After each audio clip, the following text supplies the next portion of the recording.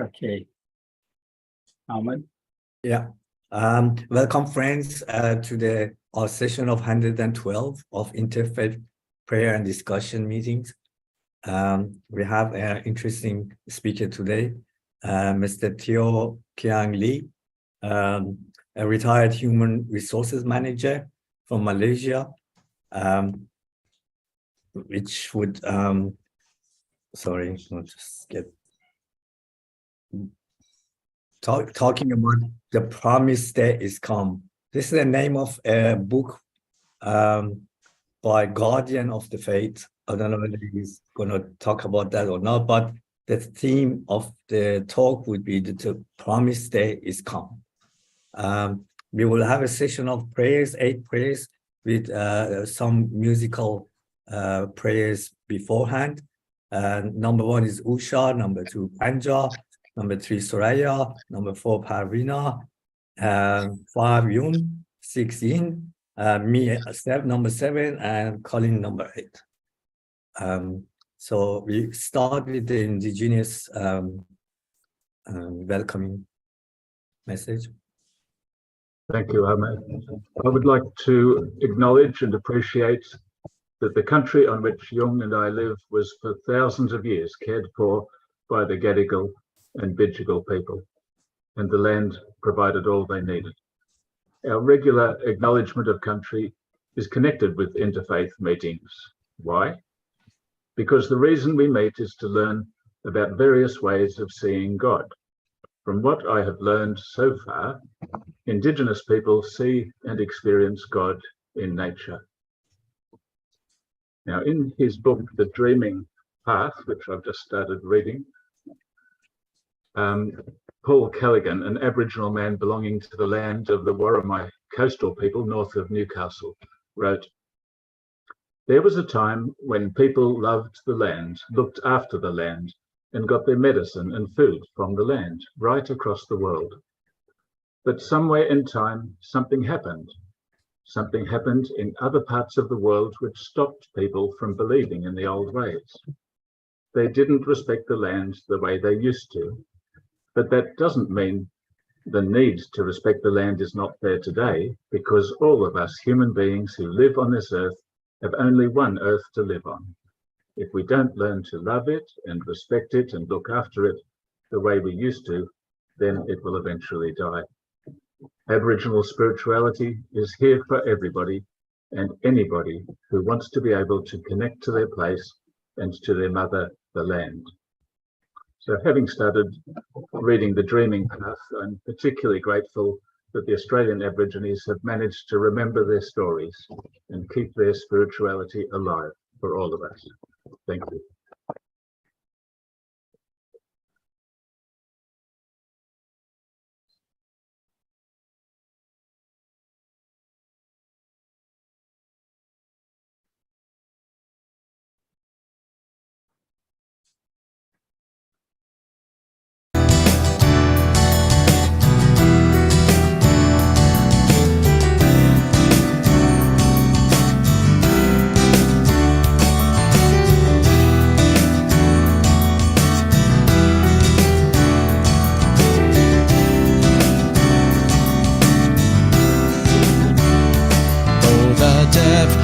The riches, both of the wisdom and knowledge of God. How unsearchable are his judgments and his ways, must find in out. For who has known the mind of the Lord? Oh, who has become his counselor? Oh, who has first given to him, and it shall be repaid to him. Oh, the depth of the riches, both of the wisdom and knowledge of God. Unsearchable are his judgments and his ways, past finding out. For who has known the minds of the Lord? Or who has become his counselor?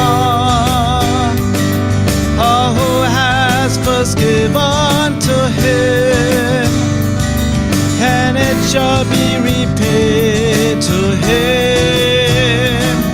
For of him, and through him, and to him are all things, to whom be glory forever. For of him, and through him, and to him are all things, to whom be glory forever.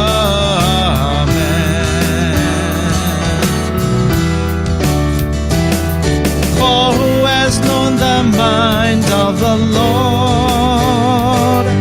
Or who has become his counselor? Or who has first given to him, and it shall be repaid to him. For of him, and through him, and to him are all things, to whom be glory forever.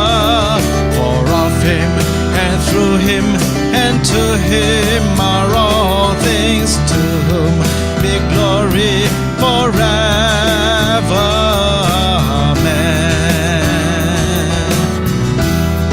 Forever. Amen. Amen.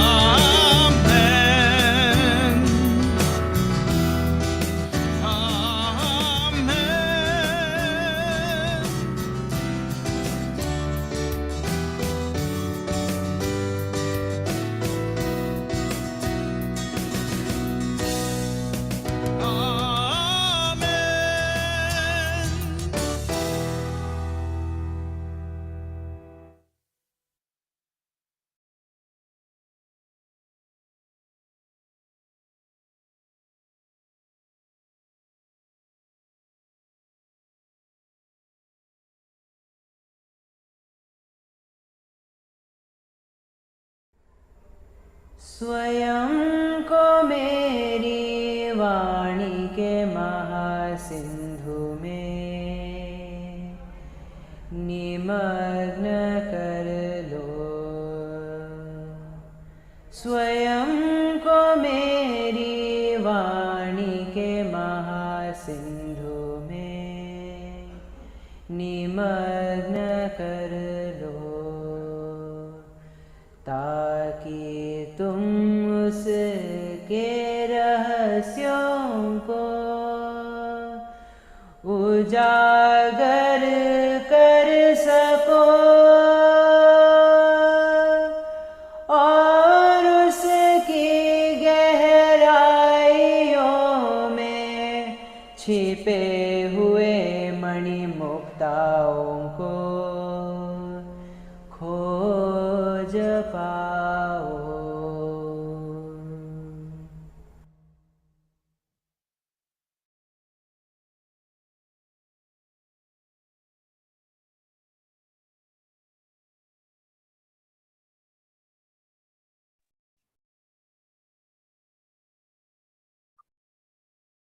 O God, O thou who hast cast thy splendor over the luminous realities of men, shedding upon them the resplendent lights of knowledge and guidance, and hast chosen them out of all created things for this supernal grace, and hast caused them to encompass all things, to understand their inmost essence, and to disclose their mysteries, bringing them forth out of darkness into the visible world.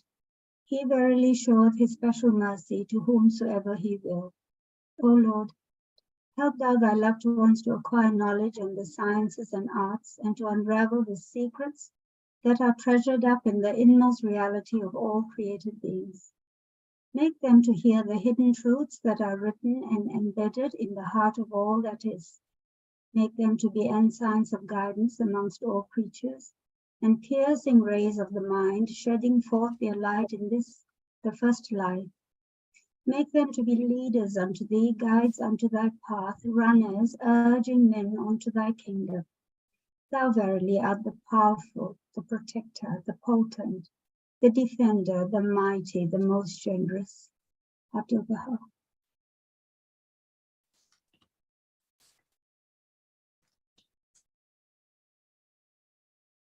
Daniel spoke and said, Blessed be the name of God from everlasting, even unto everlasting.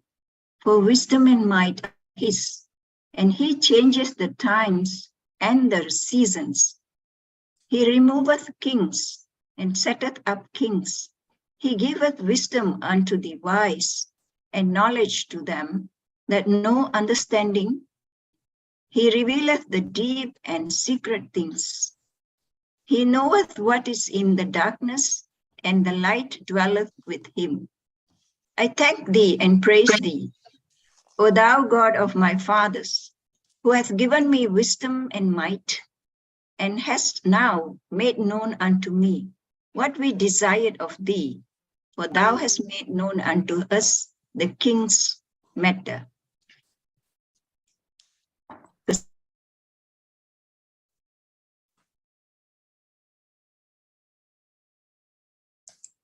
You have to unmute. Panja, you have to unmute. Sorry, did I read the first one? Yeah. Yeah, I have to read both of them. Sorry, this one, okay. For to one is given, the Spirit is the word of wisdom. To another, the word of knowledge by the same Spirit. To another, faith by the same Spirit. To another, the gifts of healing by the same Spirit. To another, the working of miracles. To another, prophecy. To another, discerning spirits. To another, diverse kind of tongues. To another, the interpretation of tongues. But all these worketh that one and the self-same Spirit, dividing to every man severally as he will. King James Bible 1, 1 Corinthians 12, 8 to 12, 11. Thank you. Hello? Hello? There is no God but He. That is the witness of Allah, His angels, and those endued with knowledge, standing firm on justice. There is no God but He, the exalted in power, the wise. Holy Quran. And when ye are told to rise up, Allah will raise up to suitable ranks and degrees those of who believe and who have been granted knowledge. And Allah You are muted, Soraya. Soraya, you are muted. and Allah is well acquainted with all ye do. Holy Quran. As long as the absolutely true knowledge and insight as regards these four noble truths was not quite clear in me, so long was I not sure whether I had won that supreme enlightenment which is unsurpassed in all the world with its heavenly beings, evil spirits and gods, amongst all the hosts of ascetics and priests, heavenly beings and men. But as soon as the absolutely true knowledge and insight is as regards these four noble truths had become perfectly clear in me, there arose in me the assurance that I had won that supreme enlightenment unsurpassed. Buddha, the word. Thank you, friends. The religion of God is the promoter of truth, the establisher of science and learning, the supporter of knowledge, the civilizer of the human race, the discoverer of the secrets of existence, and the enlightener of the horizon of the world. How then could it oppose knowledge? God forbid. On the contrary, in the sight of God, knowledge is the greatest human virtue and the noblest human perfection. To oppose knowledge is pure ignorance, and he who abhors knowledge and learning is not a human being, but a mindless animal. For knowledge is light, life, felicity, perfection, and beauty, and causes the soul to draw nigh to the divine threshold. It is the honor and glory of the human realm, and the greatest to the divine threshold, and the greatest of God's bounties. Knowledge is identical to guidance, and ignorance is the essence of error. Happy are those who spend their days in the pursuit of knowledge, in the discovery of the secret of the universe, and the meticulous investigation of truth. Abdu'l-Baha, Some Answered Question, Haifa, the World Center, 2014.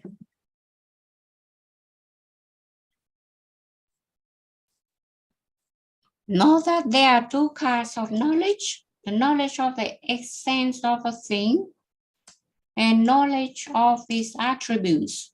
The essence of each thing is known only through its attributes.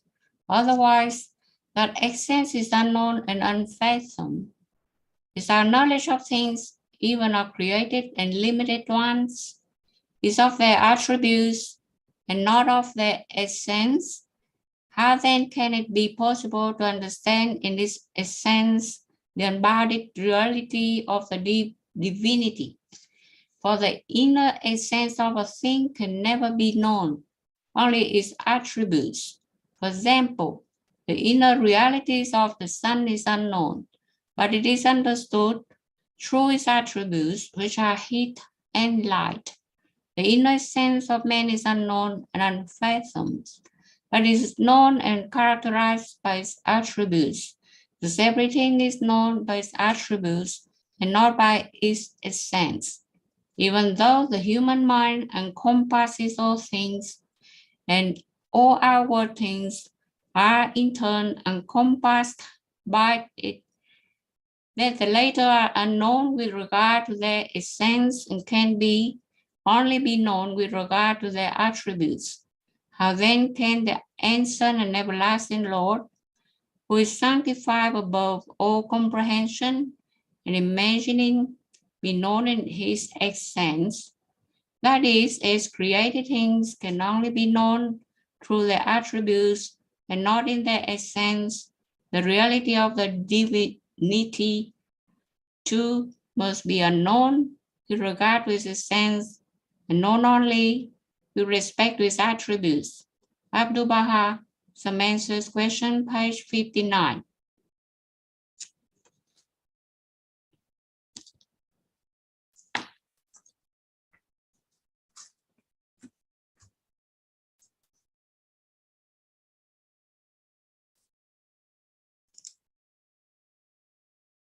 Ian, you are muted.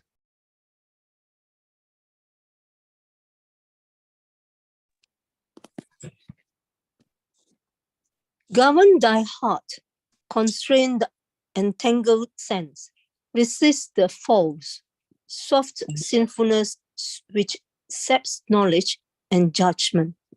Yeah, the world is strong, but what discerns it stronger and the mind strongest, and high over all the ruling soul?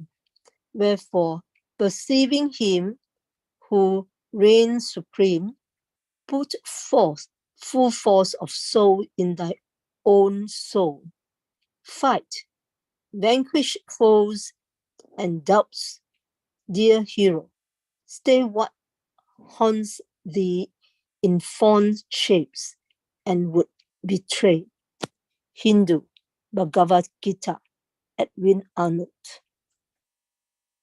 Thou hast asked concerning the fundamentals of religion and its ordinances.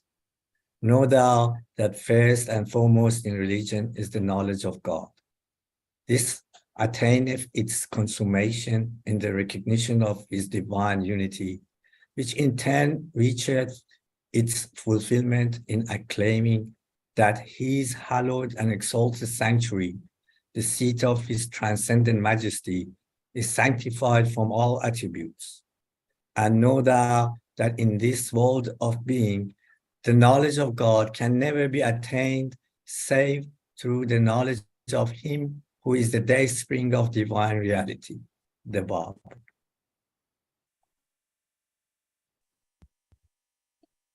We cherish the hope that through the loving kindness of the all-wise, the all-knowing, obscuring dust may be dispelled and the power of perception enhanced, that the people may discover the purpose for which they have been called into being.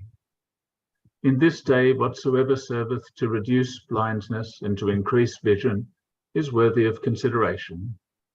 This vision acteth as the agent and guide for true knowledge. Indeed, in the estimation of men of wisdom, keenness of understanding is due to keenness of vision. The people of Baha must, under all circumstances, observe that which is meet and seemly, and exhort the people accordingly. Tablets of Baha'u'llah. O God, dispel all those elements which are the cause of discord, and prepare for us all those things which are the cause of unity and accord. O God, descend upon us heavenly fragrance, and change this gathering into a gathering of heaven. Grant to us every benefit and every food. Prepare for us the food of love. Give us the food of knowledge. Bestow upon us the food of heavenly illumination. Abdul Baha.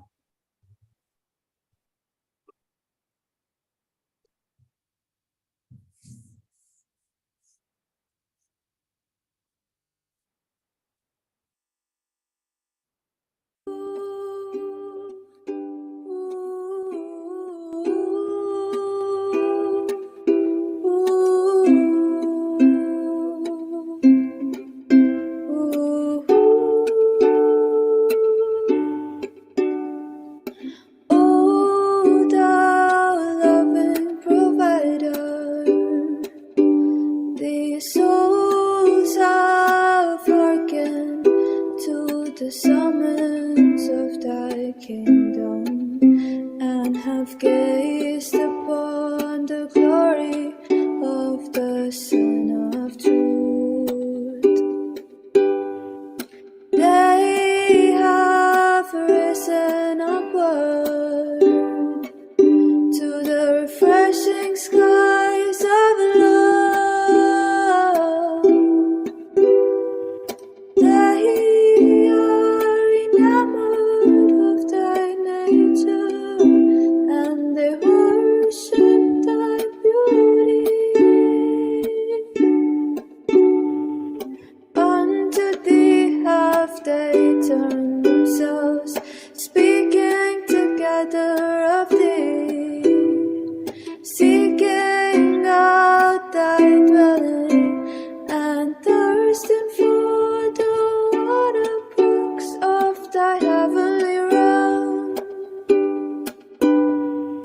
Thou art the giver, the bestower, the ever loving.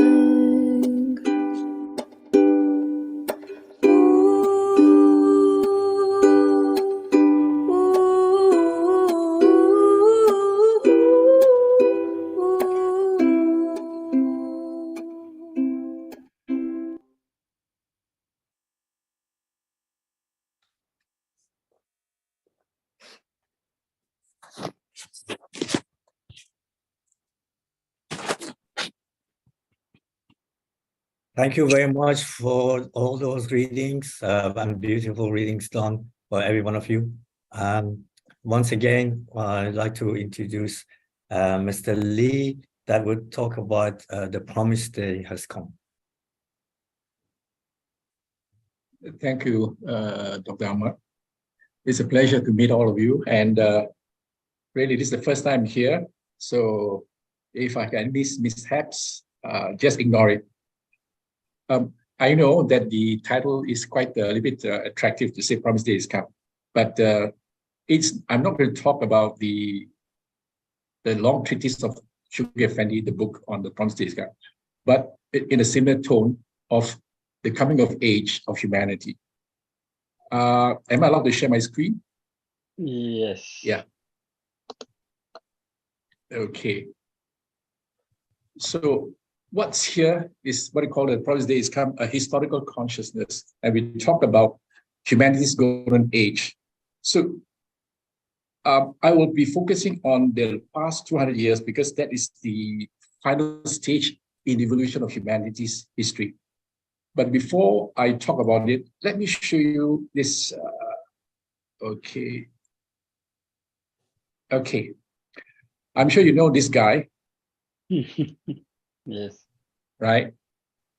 And it was said that they asked him the speed of sound.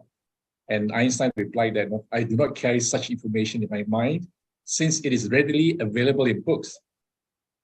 The value of college education is not the learning of many facts, but the training of the mind to think.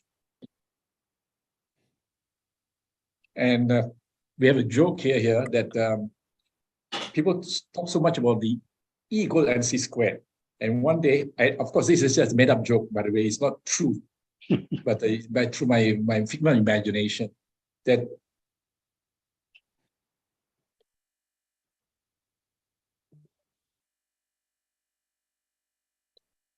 I think we lost a bit of internet there. So maybe wait until we can come back.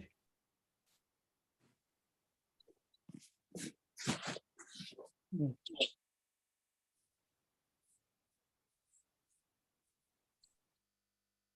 the meantime, I think we have a friend, Nick.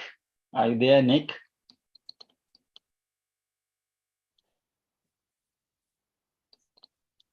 I think he has joined for the first time. It would be nice if people put their screens on as well so that we can see them. Okay, we lost him.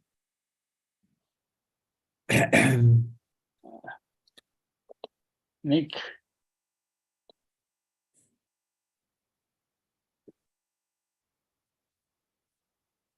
Yes. Share programming.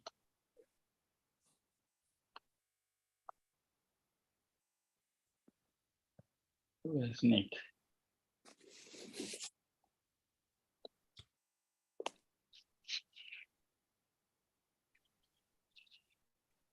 Yeah, we are having this for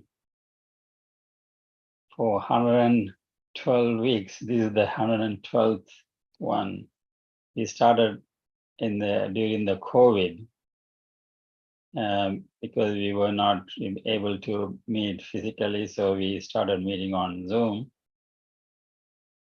And the essential purpose was to foster the devotional character of the society and to bring understanding among different religions so that we can see that the common foundation of all religions and dispel this religious prejudice. So, and we also ask friends to come and give a talk on any topic that they are passionate about that is conducive for unity. And we have been inviting friends from all over the world to give talk. As you know now, TK Lee is from Malaysia and from other countries as well, Singapore, Sri Lanka, India, Spain, UK, US, Canada. Siva, I see that there's a person on by the name of Jenga, or he's here now.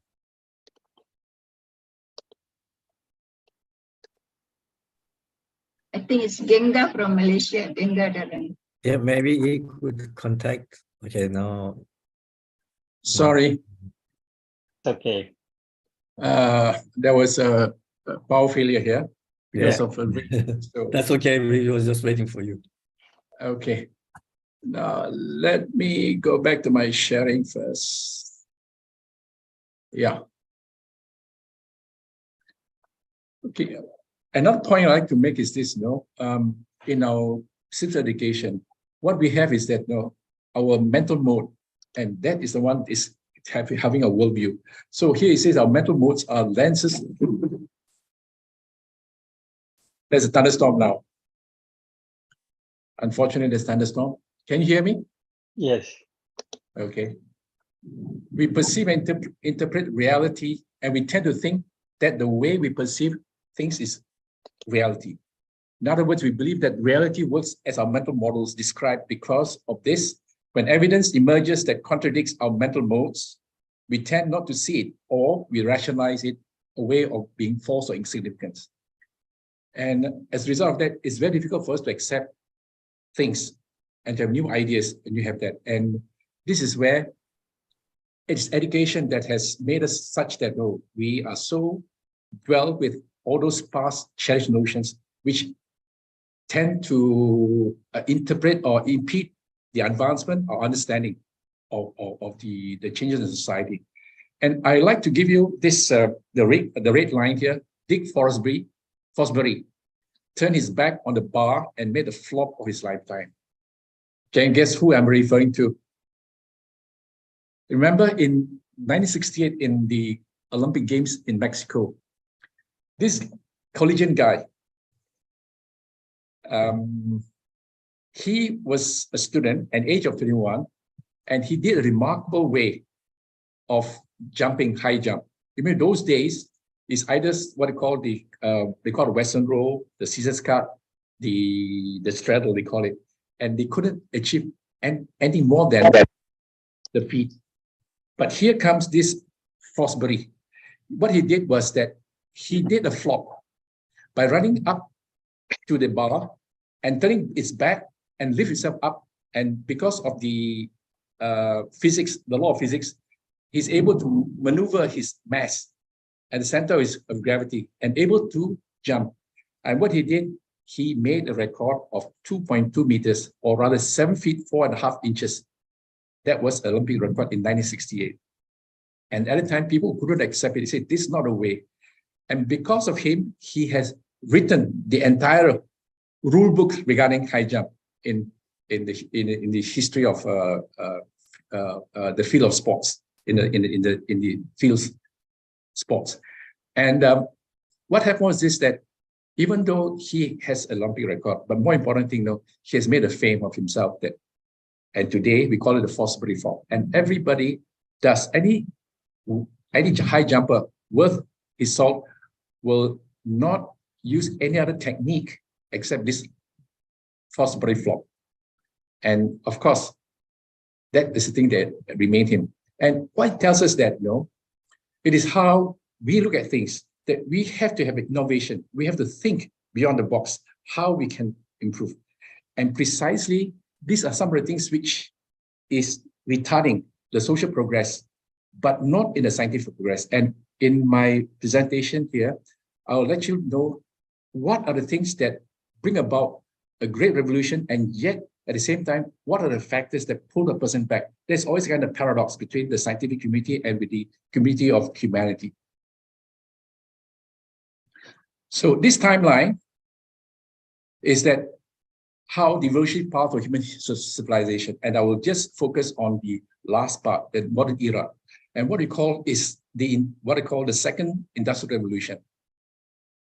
And you realize that these are some of the inventions that were made, discovered, and that fueled the entire second revolution, industrial revolution.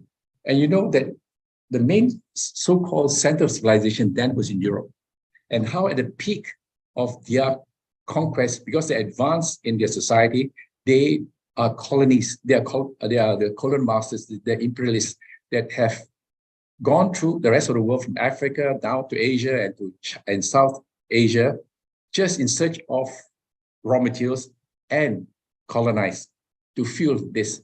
And with this is how it brought about the modern age or the modern era. And this set in motion a technology expansion and revolutionizing the social landscape. And you find that in the 1850s, this is the happening. So look at the kind of history whereby it is kind of, I would say, kind of a turning point from what the past age was and coming into a new age. And this is what they call it, the modern age. And look at the amount of discoveries and invention. And here, 69% of all discoveries and scientific inventions and innovation was from the 1850 to 2000. The thing is, this has to be collected. Of course, beyond that, it's amazing. And 14% is from 1750 to 1850. And up to 1750, it was only 16%. So just imagine the amount of explosion of knowledge happened in the mid-19th century.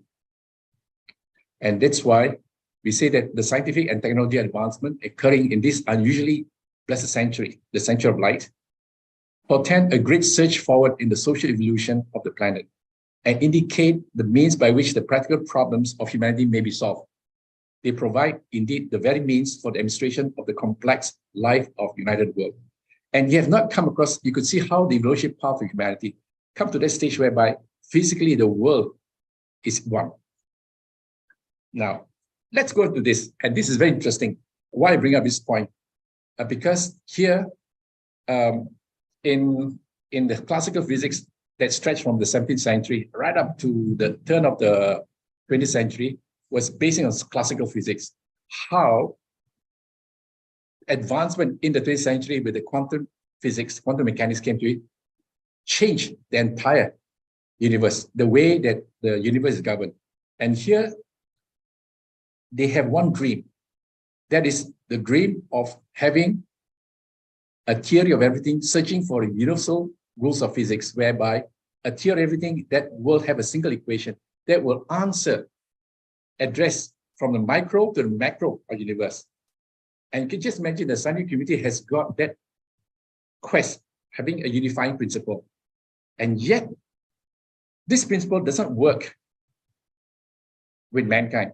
And it was in the mid-19th century, the germ of the promised day initiated from there, the beginning of this modern era, so to speak, where during the period of social fermentation in Europe, if for example, the great thinkers, how Europe has transformed with Karl Marx and so forth, and also the revolution of France, so much so that even Pope Pius IX was so worried that what I call the liberal thinking and that materialism has set into the nation that he convened the First Vatican Council to address this problem.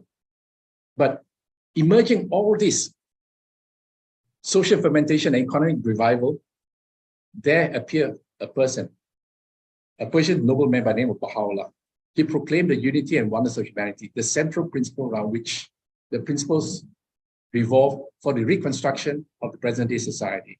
So I go straight to the point where we talk about this unity, the oneness, while we could see that how in the scientific community, they are striving towards that unifying principle for the scientific world. But in the human world, it requires a world reformer to bring about a change of this. And Shoghi Effendi has written that the principle of oneness of mankind. We spoke so much about it, but Shoghi Effendi, the great-grandson of the Prophet founder Baha'u'llah, has expounded, giving us the embodiments of what the oneness of mankind imply. And this is what he says that implications are deeper, its claims greater than any which the prophets of old were allowed to advance. Its message is applicable not only to the individual, but concerns itself primarily with the nature of those essential relationships that must bind all states, nations as members of one family. So it implies, for example, there's a restructuring of the order of the world, how nation state can come about. And this is one of the things, talking about relationships, bring about together. And also, he mentioned that there's an organic change in the structure of present-day society. You could see that the modes of thinking, the current methods, approach, everything has got to change, organic change. And because whatever all these national creeds, the national ideologies and so forth are ended, no longer is applicable. And how it must give way to a new gospel, fundamentally different from and infinitely superior to what the world has already conceived. So in my first slide, talk about the mental model. Humanity has been so much been ossified with what has been the past, and it's difficult for them to change. And this is exactly where it needs Baha'u'llah, the world social reformer, to bring about change. How then his principle could be socialized into the fabric of society. And Shoghi Effendi went on to say that reconstruction and demilitarization of the whole civilized world. A world organically unified in all the essential aspects of its life. Its political machinery, its spiritual aspiration, its trade and finance, its script and language. So you could see that it's totally, renewed. We have to recast the entire human life. And that is what he says, that is a consummation of human evolution. And this has come from the beginning, from the birth of the family and development into the tribal solidarity, constitution is city-state, and finally, institution of independent and sovereign nations. So you could find that in the 19th century and 20th century, it's all emerging. And with the wars that's been fought, First World and Second World War, the whole of the structure of society has changed. So many nations have become independent, weaned away from the colonial masters. And that is the beginning of this bringing of all nation states coming together. And Shoghi Effendi tells us that this oneness of mankind, a solemn assertion that attainment to this final stage in this stupendous evolution is not only necessary, but inevitable. Like it or not, we have come. So it reminded me of Nasir Arafat, where he addressed the United Nations. He says that he stands in front of the United Nations Assembly, where on his hand, he hold a pistol, and on the right hand, he hold the fig leaf to say, no, whether humanity stands either war, peace to achieve through war, or peace to achieve through negotiation and settlement. And that's where he makes so dramatize his speech. And we know that these are some of the signs of that, where the United Nations was born out of necessity to bring about the consciousness of humanity. Of course, it's because of that. And I like to have this poem of Sadi, which was placed at the entrance of the United Nations building in New York, where he says in a poem, human beings are members of a whole. In creation of one essence and soul, if one member is afflicted with pain, other members uneasy will remain. If you have no sympathy for human pain, the name of human you cannot retain. And the title of this poem is called Bani Adam, means the family of Adam, the tribes of Adam. Thank you very much.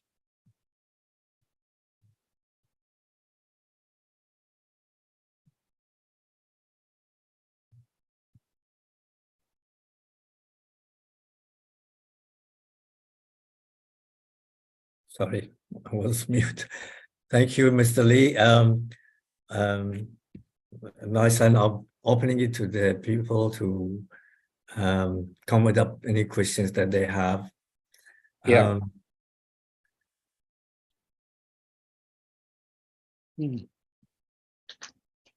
Perhaps you might, because you probably have read the Promised Day Has Come. Yes. Say a little bit why Guardian has written that book, and the purpose behind it. And yes.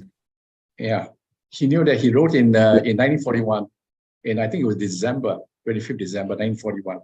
And that was just the early stages of the war, and how he has given that kind of transformation, that how the world is going to go through, and talking about the forces of disintegration that is happening throughout, and the forces of integration is coming about.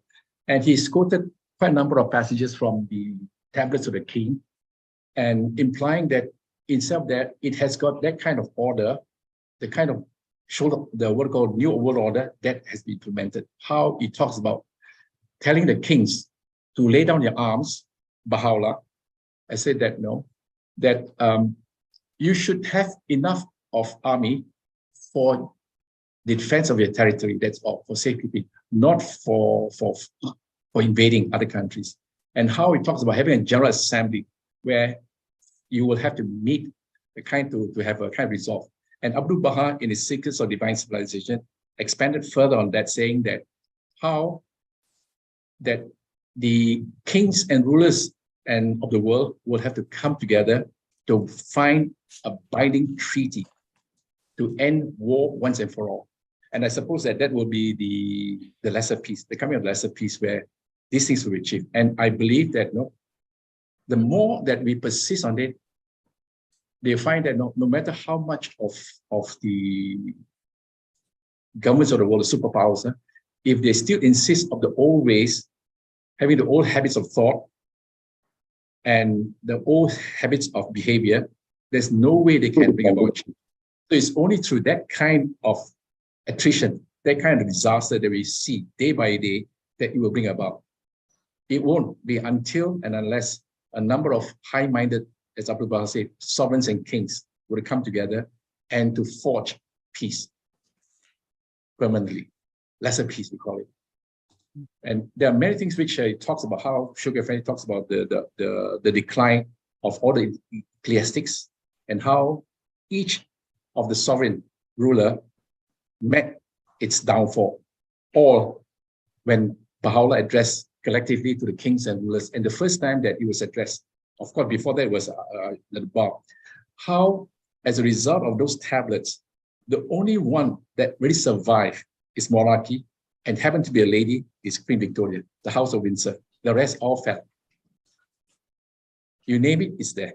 And you can find that one of the most remarkable prediction that Baha'u'llah made was in the Law-e Fu'ad, where he predicted not only his downfall, but the death of Sultan Abdul Aziz.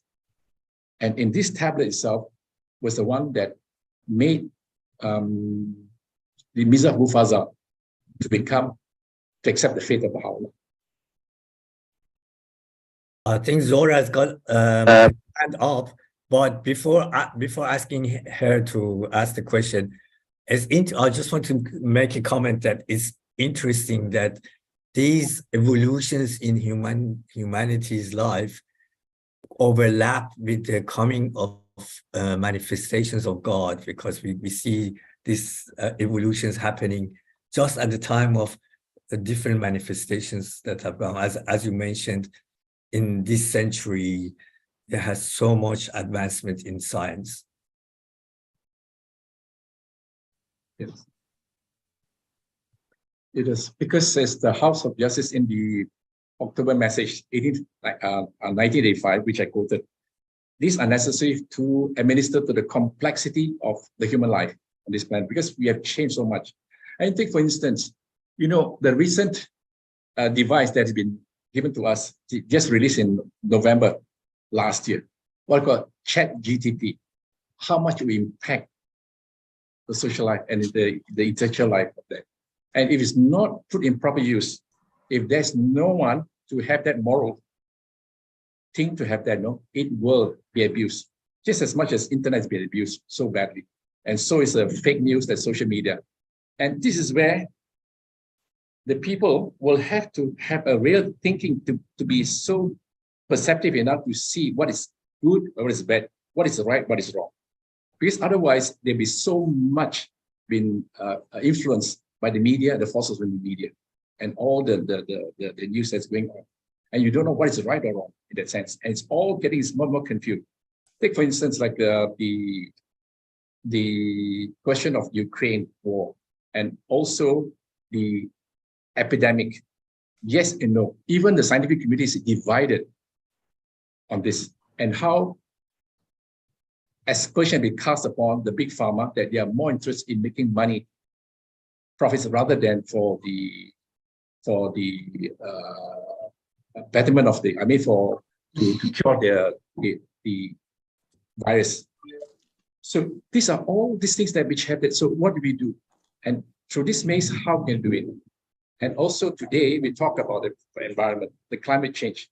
And in all the writings of the Holy Books, they say that nature is the embodiment of my name as attribute. And yet we despoil. Zohre, Yes. please ask your question. Sorry, Zohre. Thank you. Thank you very much for your talk. It was beautiful. I just want to know, or just if you could explain that most people, they say what progress we have, it's all scientific progress.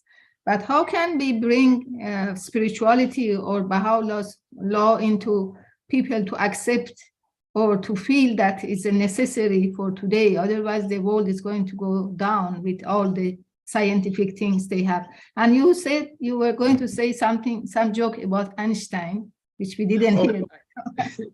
Talk about this, no? As far as concerned, the wife just said, no, E equals MC squared. E equals MC squared, because we don't know anything about it. And this is what we do, most of us. We always repeat whatever information given us, we just repeat without thinking. And this is exactly what Einstein was mentioning about, you know. You must be thinking about it. And you just take, just to come into and do not have any understanding of it. So it makes no difference. So when we look at humanity itself, no matter how much we say, if you look at the lives of all the social reformers, the world social reformers, they are going through the same kind of persecution, the same kind of rejection by the people that of his time. If you look at the days of Muhammad, they look at the days of Christ and so forth. But why is so, I would say it's so intense and prolonged, because we are reaching the stage of humanity, of the oneness humanity, the majority. So the challenges are great. And the intense materialism that has been spawned in the Europe and carried forth to America. And the whole world is so steep and seeped with this materialism so much so that they forget the aspect of the other side. The human part of that person is buried in. So it takes a long time for us to really, you know, courage and to extract those gems of attributes from humanity. And it takes time. It's not easy. So no matter how much you say you do. So today we find that people they are not having religion at all. In fact, there are 25 countries in the world today, of which atheism has taken over, from China, from Norway, from Sweden, from France, and so forth. It's amazing how, because they have lost that aspect of spirituality. And yet they embrace science. So you can see science is more materialistic part of it. And how it fueled by the fact that the theory of Darwin's theory of evolution, it is so materialistic in its thinking approach that the survival of the fittest. What it does is spawn individualism, it spawns materialism, it spawns that kind of intense competition. And that is not the nature of humanity. So this is exactly why, even in the past, people are saying about oneness, and even I quoted to you the study which was hung at the walls of the United Nations. Yet they pay scant attention to it because they have lost that. And this is exactly, they have to restore the human nobility. Thank you. Thank you. I just wanted to know how happens that in Baha'u'llah's homeland, we have so much trouble and problems. We thought that his words should have some effect on the mind of people, but you have to remember that there's a quotation from Baha'u'llah saying that the new manifestation come in the worst place at the time of his appearance. So I think Mayung has got a Yung is next. Thank you very much, Mr. Lee. I heard you mention about Karl Marx and French Revolution. Yeah. And these people are all the leaders that want to lead the different society. They want to eliminate the class struggle between the rich and the poor. Yes. Yeah. Now we're supposed to go to the advance, but with the current situation of our universe, at the moment, the globe, at the moment with all the activities around, I think we're going backward because Yes. we are now look like we return to capitalism, because each time you you turn the TV on or you read a newspaper, whatever, you always hear them talk about finance, and they talk about the budget, especially the coming back budget in May of this year, and they upgrade the military operations all around the globe, whether rich or poor, we all fall into under the same umbrella. So I'm worried that the oneness of mankind will be, hard to obtain, because we look like we move backward again for 100,000 years. When Karl Marx, who stimulated the socialist and communist doctrines, and equality between human and everybody equal in front of the law, and also the French Revolution to reverse all the bourgeois richness and well-off people. And now we, in our current situation, we want to cut tax for the rich. We're supposed to cut tax for the poor, or the average people, the middle income.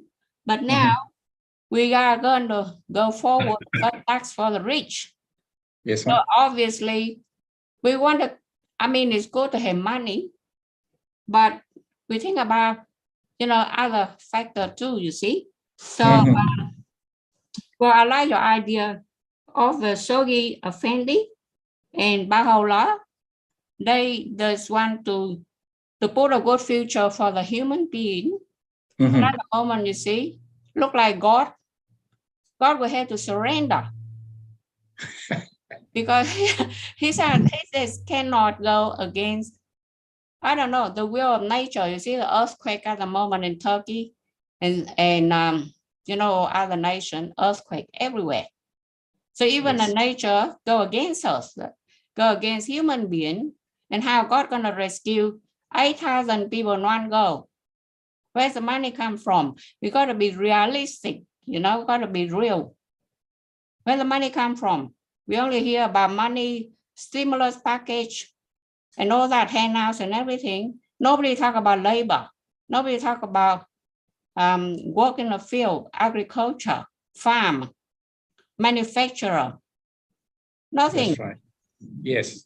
Nothing. So they expect that God give us abundant blessings, and we're still waiting for them. We're waiting for the angels to come on earth and do all the jobs for us. We're waiting for miracles. We're waiting for the second return of Jesus Christ. But he's already here. He's in the heart and the brain of the people. But they don't see him. Thank you. Yes. There was a comment, I believe. So I'd like to respond to that. If not, I'll get to Collins see if he says his hands raised.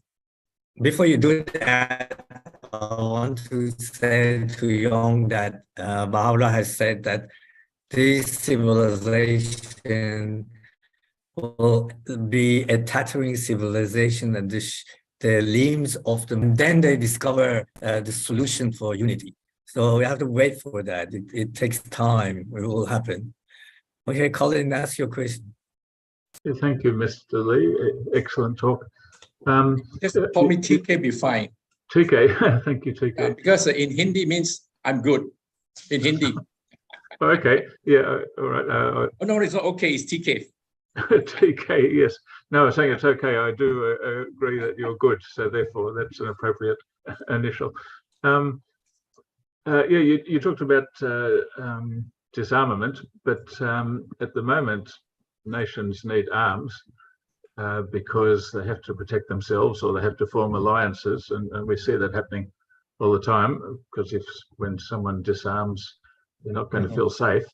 So how do you get from that present stage to disarmament? True. Here again, this is exactly how we have look at United Nations be the international agency. That's a body that we turn to. And because of the war, and they saw the ugly side of war and the guilty part of nations who caused this war, and that this has to be stopped. And you realize that no, one of the first convention they ever done was the Human Rights Convention, which they have that. And to that, the whole structure of United Nations will have again to be reformed, in the sense that you're talking about the Security Council. You can't have members who just look at its own interests, but the interests of all.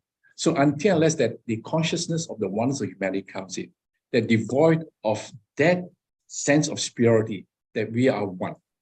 That this is exactly what we talked about.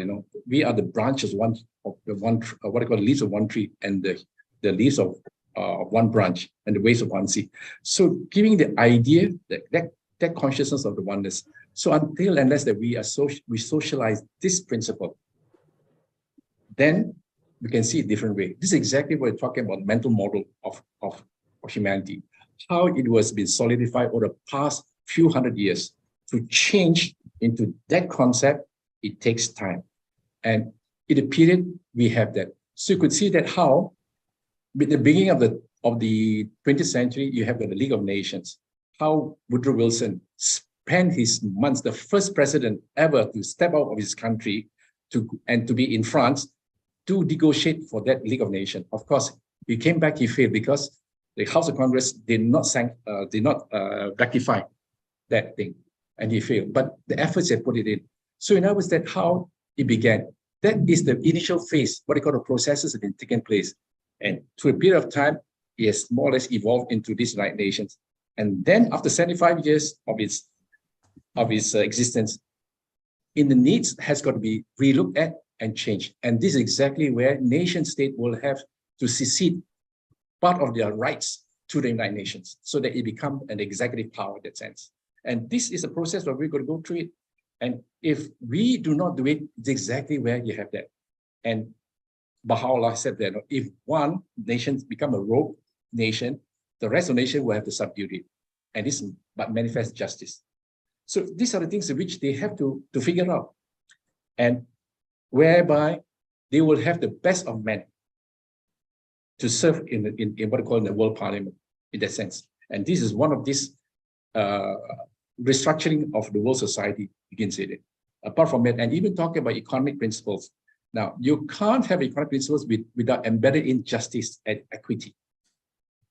And in the age of competition, you got to give way to reciprocity, mutual cooperation, and harmony. How to reconcile? It will be the best of minds with the economic understanding of the world economic thing to come about it. Talking about, for example, the financial architecture. You will have guys manipulating the exchange rate and at the expense of the poor. And you could see how nation will just simply vanish economically because of this manipulation going on. So is it right? Is it morally right? And this is exactly where that kind of new sets of behavior, new concept will have to be in place to kick in. And the new mode of thought and the way we conduct relationship between individuals in society, with the nation, and with the world at large. So these are the things in which how this principle has got so much of implication and wide ramification, and exactly how we have to look into it, how to contextualize it in that manner. So the United Nations, it's not united, that's why it's not working. But if it was united, then we could have collective security as a replacement for self-security. Yes. And this is where the nation state will come together and really the badger in that sense that you need to change. And what the change is that this is where that thing and how the civil society, the inputs they're given to it, not just talk about just the collective security, what about the human life itself, the environment, the economic affairs, the human happiness. And one of the principles which Baha'u'llah or Radha Abdul Baha said one said that no, wealth is commendable if all are wealthy. So it is, and when you look, and we have to look at nature itself, and it says that how nature is so, reciprocity is there, the mutuality is there, and how there's the what I call the biosystem gives such a perfect order and system, and there's no greed, and there's no salvation. Beautifully put in it, and how humanity will have to look at nature to see how this kind of collaboration, and the best analogy that we can give is the human body itself. In that sense, you have all the cells, individual cells, collected together into organs, into special organs, which is special function, and each organ has a different function, and each organ will have a different needs in terms of the nutrition. And when you could see this kind of relationship and binding together, and that body is whole and spirited. Likewise, the world of human body will have to look within itself to see how we can bring about this unity. So there are many of these kind of analogies and self-portrait or self-similarity in that. We see amongst ourselves too. How can we employ these ideas, this concept to support this consciousness of the oneness of humanity? And does religion have a role? I mean, there's many religions. Yes, that's for sure. Because spirituality is part of the human existence. You can't do without it. And we call it faith in that sense, because it's a kind of the knowledge you have, the spiritual knowledge you have to put into deeds and words, into action. And that is the faith we're talking about it. So the thing is how can we do it until unless that the change in the society is dependent upon the influence that we put forth. If we are bad, like a bad apple in a cup, the rest will be bad. If there's a good apple, will change in that sense. So this is where it starts within ourselves, and that's what I call a twofold moral purpose. We have to have that. Society cannot change without us changing, and we cannot change without society change. So it's like a symbiotic, that kind of a relationship. And that is where the duality, you'll find it throughout the world. In the world of existence, is that duality is important. We have two hands. We have two eyes. And that kind of mutuality, that kind of symbiotic must be there. So the environment outside is, we can say that, oh, we let loose. You can't. Society is what we built, what we put on. The reality of it is us. So if we exert the kind of moral consciousness, the exercise of moral consciousness in the change, the stand we take it, society will change. Of course, it is a long process. It does. But we know that there are many people of the world have got that idea, moving towards this world consciousnness, moving into a kind of just world society. They are building it in their own process, in their own way. It does. And the Baha'i movement is one of these large movements to contribute to the betterment of society. Thank you very much. Okay, I'd like to ask others if they have any questions or comments, please ask, don't hesitate. While you're doing that, I'd like to say a comment or raise a comment, and that is that Shoghi Effendi wrote this book, and Abdul Baha wrote another book called Advent of Divine Civilization. And I think these two books... Sorry, Secrets of Divine Civilization. Yes, yes. So these two books are guidelines for humanity to go towards oneness of mankind. So by using those guidelines, we can get together, compromise on our differences, and come together and become united as one planet.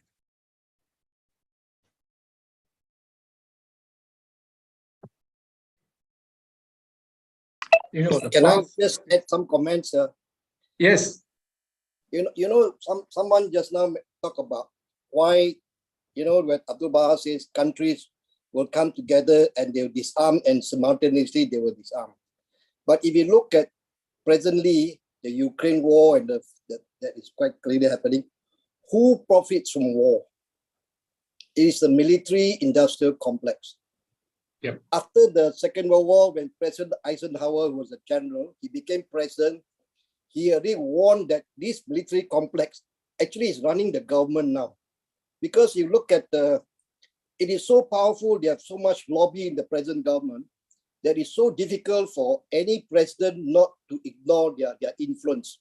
You know, somebody was saying that Zelensky just went to America and asked, one Stinger costs 120,000 US, one Javelin costs 190 or 180,000, and they use 500 a day. So who profit from this? Now, what will happen is the government will only act when people arise and change them. Remember, the BIC proposed one very mind-changing proposal. I think it was the anniversary of United Nations. They put in a proposal that the people representative in the United Nations must be voted by the people. Presently, any of the UN representatives are government appointed. They don't speak for the people. So our BIC has proposed one of the ways, this is in line with the Baha'i teaching. You must have people themselves vote for a representative to represent the country, not a government appointed. Government appointed, they voice whatever is the politician, you know, the party in power voice. It's not right. It's not actually voicing the voices of either Malaysia or America or anybody. They are all tied to the party. So a lot of changes will come, but it has to work from the grassroots. That's why the work of the Baha'is and all these are important for us to talk to the people. Eventually the change will come there. The government are entrenched and they are all, any government all have got lobbies and all this, so it will take time, you know. But maybe like if the catastrophe and destruction is so bad, then you will see that people begin to arise. You know, the building of Ukraine, who is building to talk about rebuilding of Ukraine now? It costs $1 trillion. There's a company called BlackRock. It has come out with $1 trillion to rebuild Ukraine. There's all vested interest. Whether the destruction go on, some people profit because they're going to raise the contractor, they're going to raise, if you keep on, destruction going on, either way, some people benefit. So it's very difficult, and the people at the grassroots, the people are the ones that suffer, not the big corporation and the financer. So this is where we have to see the cause of all this problem, and we have to address it at the grassroots level. It's just my comment.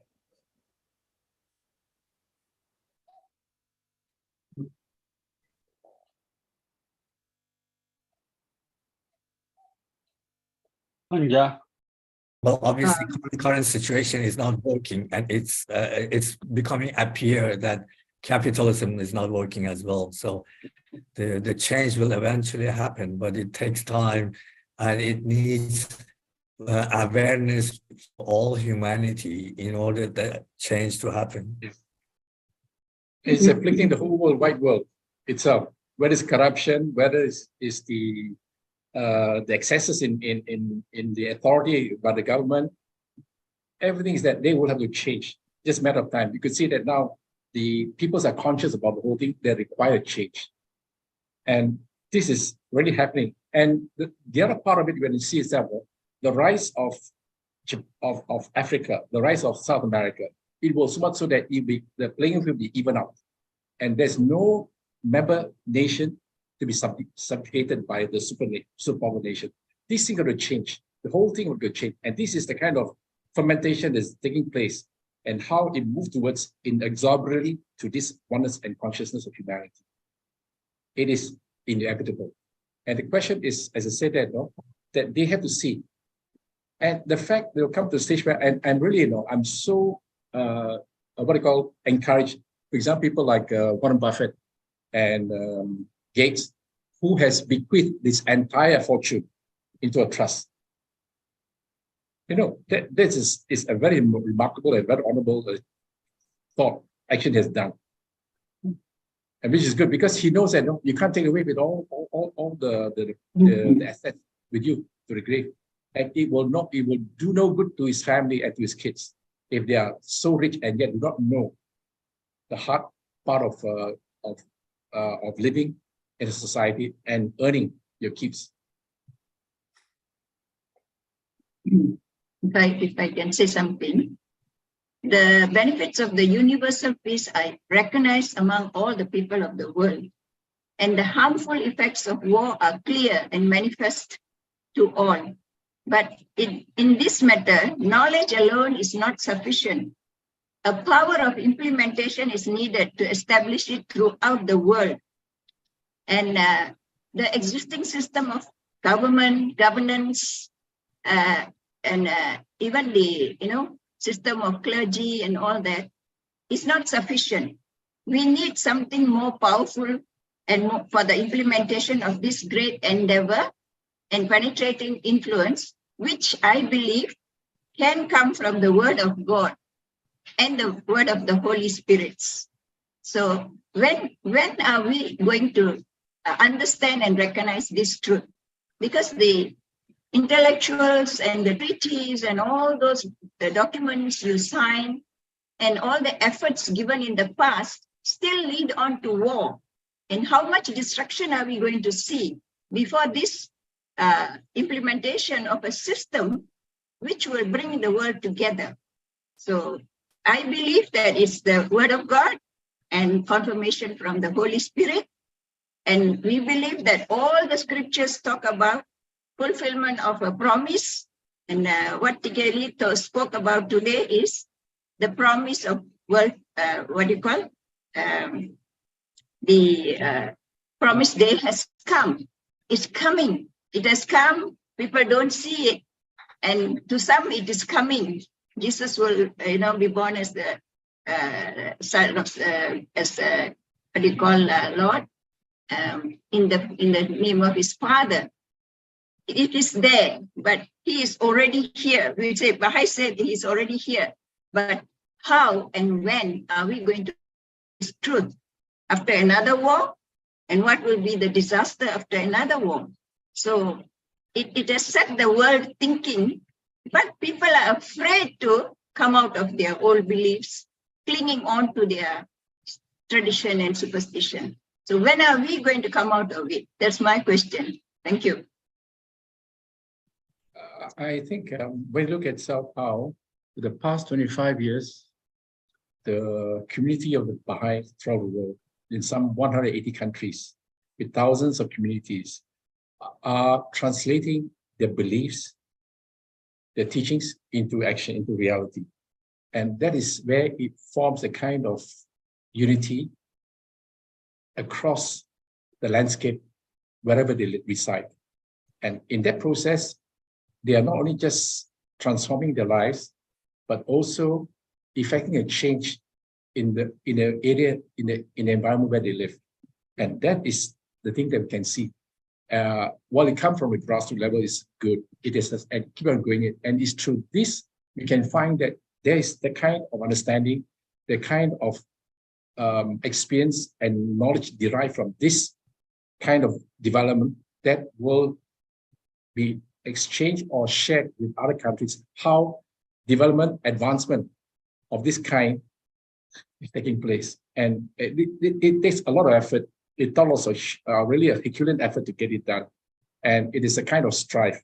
It's not easy though, but nonetheless, it's achievable.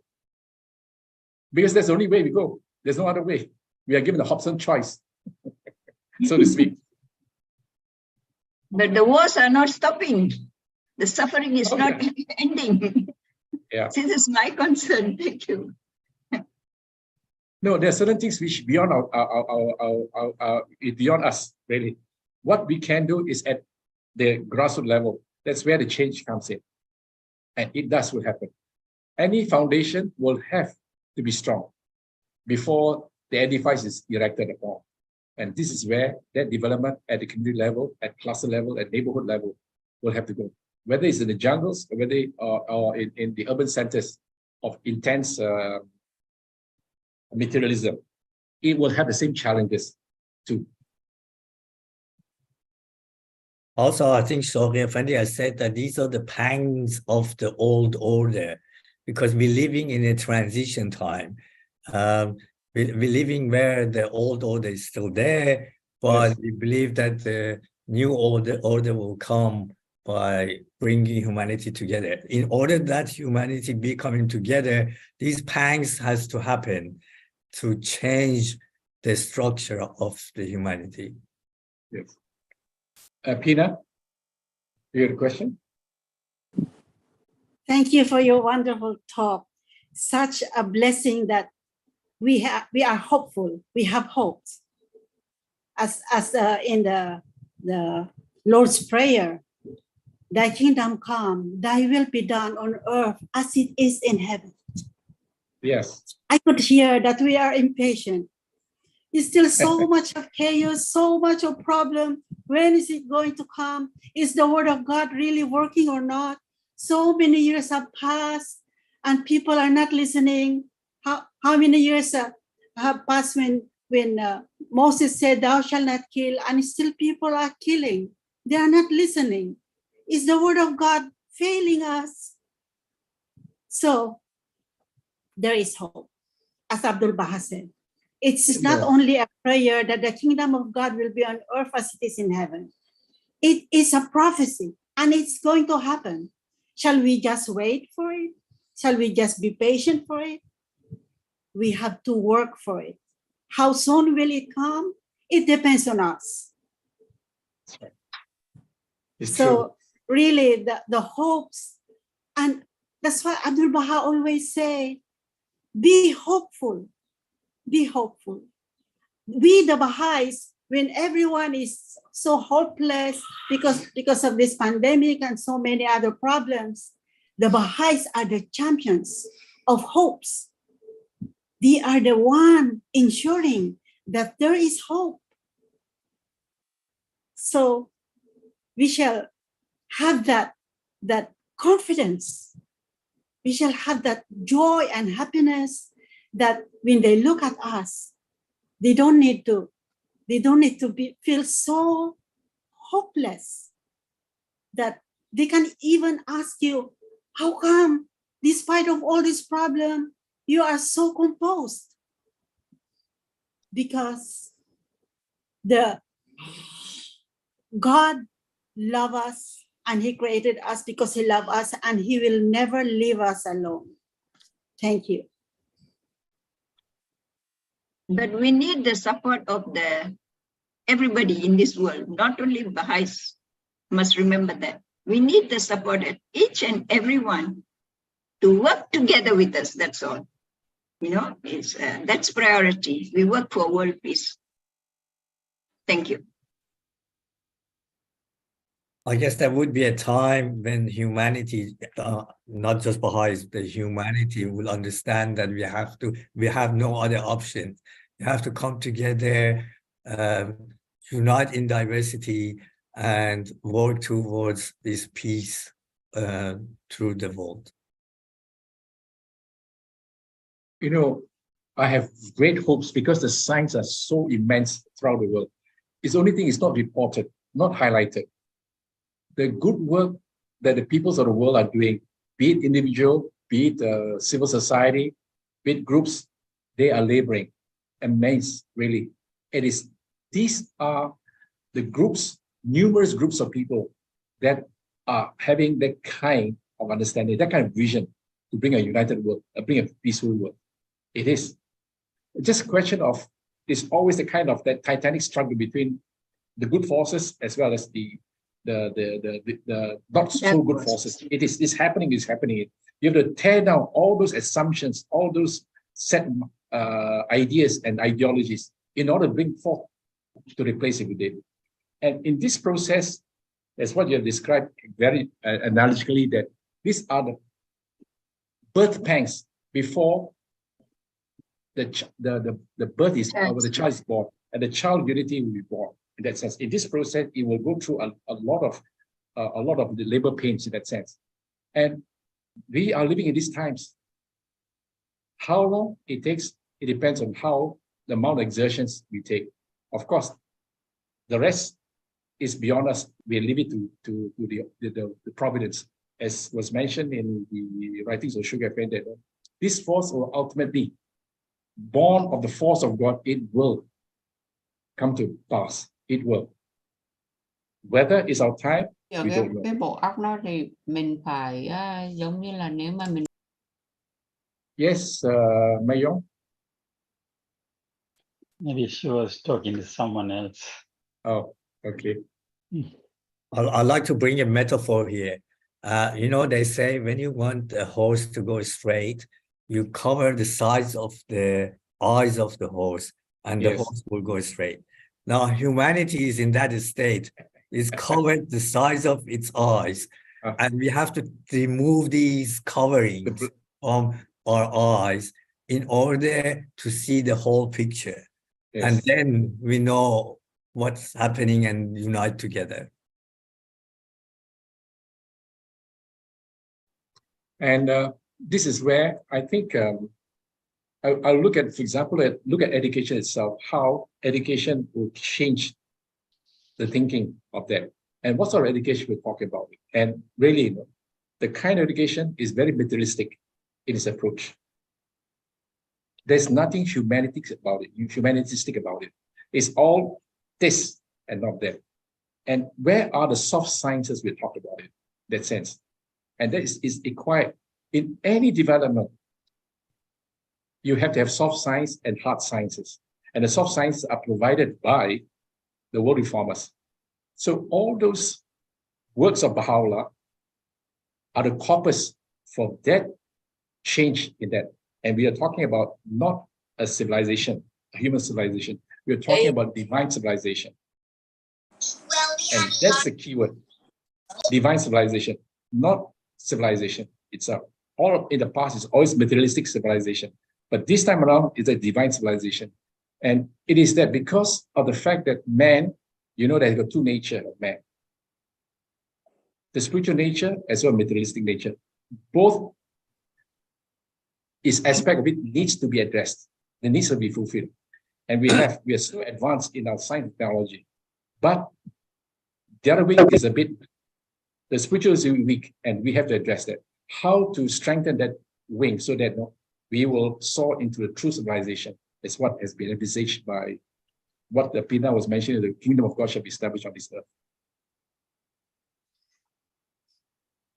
Robert, I think you want to say something. You unmuted yourself. Robert? Not intentionally. Oh, okay. There's anybody else that hasn't spoken, maybe Colin wants to say something. Go ahead, please. Yeah, just listening to the conversation reminds me of something I heard when I was studying political science. And in the political scientists think that the lawyers are idealists, because the lawyers come up with a scheme for world unity and say, okay, just do it, and then we'll have world peace. Whereas the political scientists say, world peace is impossible because look at all the reasons. But and it's hard to tell who's the realist and who's the idealist. But one, I think it was Samuel Huntington, said that world peace will be possible when there's overlapping loyalties, overwhelming force to hold it in place, and expectation of justice. And yes. and he said, because those are the conditions, therefore it'll never happen. But I think that I agree with him. Those are the things which we're Baha'is are trying to build up now. Loyalties beyond that which divide us, and a world government which can stomp on someone who gets out of place, and it won't be a big stomping because everyone will be disarmed, and expectation of justice. So that has to be part of it. Yeah. Siva, do you have any questions? You normally say something.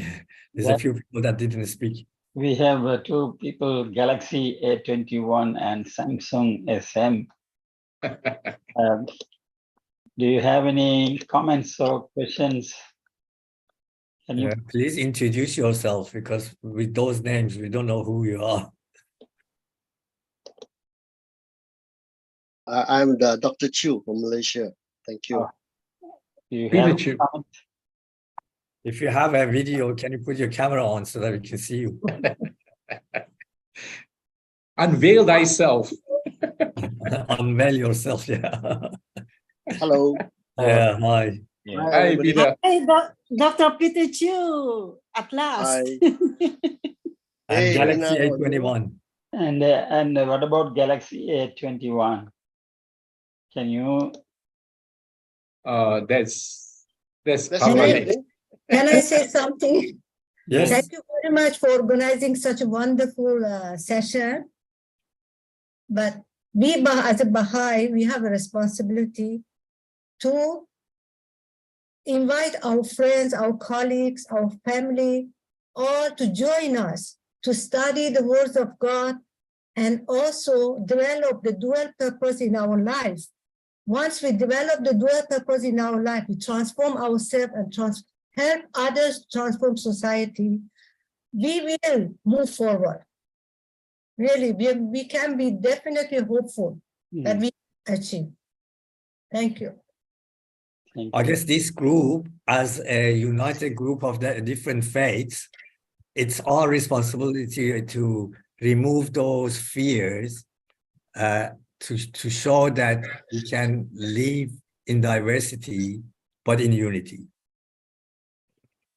Yes. It is. Because we affirm that the validity of those religions, be it Christianity, be it Hinduism, be it Buddhism, Zoroastrian, and Islam, because these are from the divine revelation, and it's as powerful as they are to transform. And this is exactly what we talk about the past history. You find that how civilization is built upon the set of noble teachings, and through that, concomitant is the advancement of civilization. And how we say that, for example, like when Islam appeared in Arabia, after the 2nd century onwards, they have what called the golden age of Islam. And while Europe was in the dark age, in that sense, and it's only through that interaction during the crusade, the war crusade of 100 years of crusade between the two armies, that's where the cultural exchange came about. And the returning crusaders went back to respective homeland, and that's where the transformation took place. And you find that what they call the age of Renaissance in Europe started in the 12th century to the 14th, 15th century. And it's amazing how Europe developed as a result of that. And you could see the decline of Islam in that sense. And you could see that how it balances. And this is the kind of process that's repeated in the past. For example, the age of Hellenistic, we call it, how the Greeks, philosophy, science just developed is as a result of their interaction with the Judaism life in Palestine, how scholars came and interaction with it. And through this exchange, you could see the development in it. And what we saw in Islam was that they translated all the books, the works of Greeks into Arabic. And that's where civilization came about with leaps and bounds in terms of algebra, chemistry, and so forth. And I like to give an example how impacted upon people like Leonardo of Pisa, what we know as called he was known as well known as Fibonacci sequence. And he discovered that Fibonacci sequence of the numbers, and how would they formulated the equation and bring about an entire change, because it's so in nature that is a pattern that is existing in the world of nature. And with that, how the buildings, construction, architecture came about and design. So you could just mention the flourishing of all these intercultural exchanges of that. Now you come to the stage where, coming to the 20th century, where you could see that the globalization of the world as a one village. Imagine the gene pool, imagine the amount of technology, amount of the culture that's come will bring about another change, provided where there is mutual cooperation, collaboration among the nation states, without which you can't. I could see the richness of humanity basing on that. And you could see how we have to look in that perspective. Surely we know that we cannot ignore the fact that there's so many challenges, the wars, the conflicts that's going on. But this is part and parcel of moving towards this ultimate of maturation of humanity.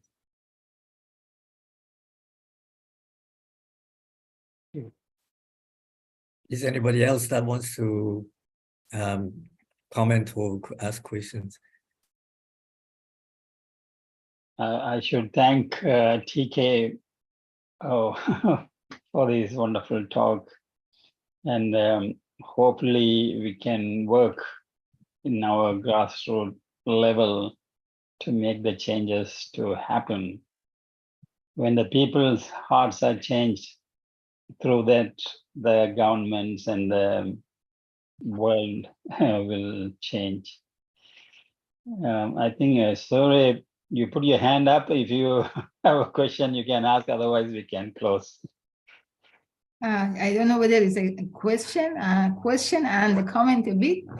I just wanted to say the responsibility of the Baha'is or those who think the same way is very immense, because the humanity can go each way, can go very down or can go up. With, as you said, the culture now is mixing, like everybody has a connection to, internet and everything. And yeah, it's a bit, could be scary or could be very promising, but we have to be hopeful, I think. Could you say that, is that going to happen quickly or slowly, or? It all depends upon the efforts of humanity. Yeah. It all depends on those like-minded people, like-minded organizations who desire peace and equality and justice. It does. You can see a lot today of human trafficking, a lot of these things going on, the kind of horrors that we perpetrated to society really is really terrible. He has never seen this before. And yet you find that the contrast is that this contrast of light and darkness. The light will prevail, is for sure. Otherwise, why on earth we have to struggle? Why on earth we have to strive? Why on earth we have to really day and night to have that? It's for that purpose at all. And we always look into the kind of the human side. Okay, if we don't, we have to leave the kind, the kind of answer we give. No, leave a society for our future generation. A society, what sort of society we live to our younger generation? And this is exactly the responsibility of those generations, and how we have again to bring the kind of understanding towards the younger generation that they have a part to play. As important is it for them? They have the vision, they have the vitality, they have the enthusiasm, and they have the passion to get it done. And this is exactly what will inspire the young people to look beyond the confines, look at the world at large. I'd like to say to Zora that we don't see the outcome, but we definitely are seeing the pangs of that birth increasing day by day. So like a birth of a baby, there would be a time that the baby will come out. So the pangs are increasing, definitely. Look at the society, hardships are increasing, wars are increasing, and those are the pangs of this new civilization to come. We have to have faith and trust as well, because just like this incident, the earthquake in Turkey, the concern is whether the money or food we send will reach the people. It's not saving life or helping them, but to have trust in the government or the people handling this tragedy. So it's becoming worse. When you hear this, are we saving lives or trying to find out whether people can be trusted? Do we have faith in them? So the governments and all need to change. It's high time.